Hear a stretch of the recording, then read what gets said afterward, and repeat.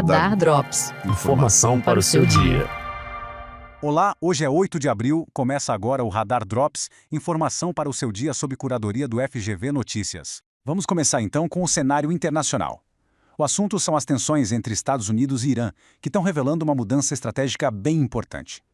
Pela terceira vez, o então presidente americano Donald Trump deu um passo para trás, recuou de um ultimato contra o regime iraniano. E olha, essa movimentação toda está sendo vista como um claro enfraquecimento da posição de Washington nesse xadrez geopolítico global. E se a gente olha para os fatos, começa a aparecer um padrão, né? Foi o terceiro recuo do Trump depois de uma ameaça bem direta. E essa trégua, ela só aconteceu com uma mediação diplomática pesada ali do Paquistão e principalmente da China. A grande virada no jogo foi uma proposta do Irã. Um plano com 10 pontos que o próprio Trump chegou a admitir que era uma base viável para negociação. Poxa, um tom bem diferente daquele discurso de rendição incondicional que a gente ouvia antes, né?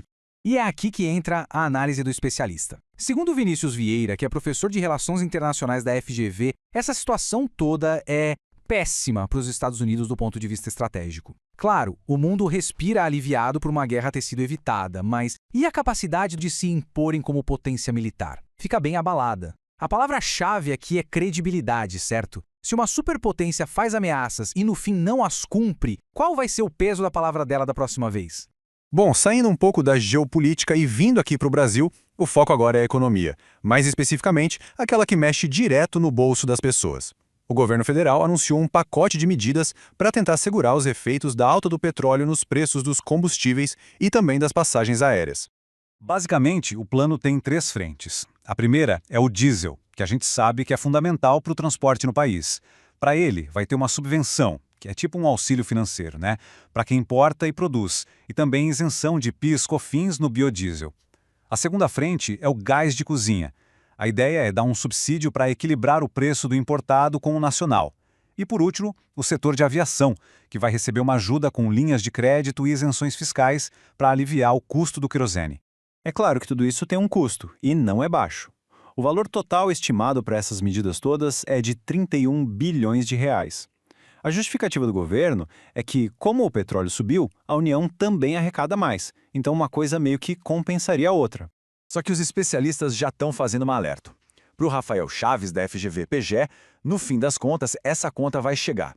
Ou ela volta para a bomba de combustível, ou ela vem para todo mundo pagar, em forma de um custo fiscal maior. Ele explica que essa ideia de segurar preço na marra é uma aposta bem arriscada. Pensa só, se o petróleo continuar subindo, a conta para o governo explode. Se cair, essas medidas nem precisavam ter sido feitas. Ou seja, o tiro pode acabar saindo pela culatra. E para a gente fechar, vamos falar de política monetária. Tem um debate rolando sobre a taxa de juros no Brasil que ganhou bastante força. E o estupim foram as declarações do presidente do Banco Central, o Gabriel Galípolo, no evento da Fundação Getúlio Vargas. Olha só como está o cenário. De um lado, a gente tem o presidente do Banco Central pedindo cautela para baixar os juros. O argumento dele é que o Brasil de hoje não tolera mais aquela inflação do passado, que ele mencionou ser de quase 8%. Só que aí, do outro lado, a gente olha para os números de agora e é a realidade que a inflação dos últimos 12 meses está em 3,90%. Bem, mas bem longe mesmo desses 8% que ele falou. E é exatamente aí que entra uma análise mais crítica. Para a economista Carla Beni, essa conversa sobre inflação de 8% é coisa do passado, sabe? É como olhar para uma foto antiga, de décadas atrás. O problema hoje, segundo ela, é outro. Enquanto a inflação está controlada, o país está amargando uma taxa real de juros altíssima. Tão alta que, nas palavras dela, está tornando o país basicamente inadimplente. É uma visão que coloca em xeque o ritmo que a política monetária está seguindo hoje. Esse foi o Radar Drops de hoje. Esse episódio foi produzido a partir das principais contribuições de especialistas da FGV em matérias veiculadas na imprensa. Voltamos amanhã com mais um programa. Até lá!